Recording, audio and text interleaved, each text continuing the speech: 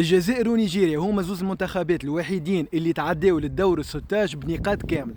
يعني الجزائر تعدات بتسع نقاط ونيجيريا كيف كيف. ما شاء الله نقولوا على الجزائر تبارك الله، كيما خواتنا الجزائريين يحبوني نقول، خاطر في التعليقات في الفيديوهات الاخرين ما عجبوني الجمله، وراني بالحق نحكي على نيه صافيه. وحتى كان قاعد نشجع في الجزائر بقلب ورب معناها وكل شيء كيما اي منتخب عربي، بالطبيعه بلادي الاولى والباقي معناها نشجع المنتخبات العربيه.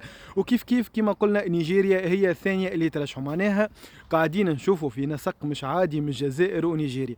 زعما نشوفوهم هما في النهائيات نتاع كاس افريقيا. اعطيوني انتم رايكم وكل شيء. نعرفوا الجزائر بالحق داخله بمردود ما شاء الله، معناها كيما نقولوا في صمت. الجزائر فكت التسع نقاط نتاعها في المجموعه بصمت. اهداف شفنا من محرز، شفنا في الماتش الاخر معناها كيف كيف انه الفريق الثاني ما شاء الله عليه حاضر بقوه. وكيف كيف نيجيريا فريق جديد قاعدين نشوفوا في منتخب قوي جدا في كاس افريقيا. اعطيوني رايكم في الجزائر ونيجيريا وشكون تنجموا تشوفوه في النهائي.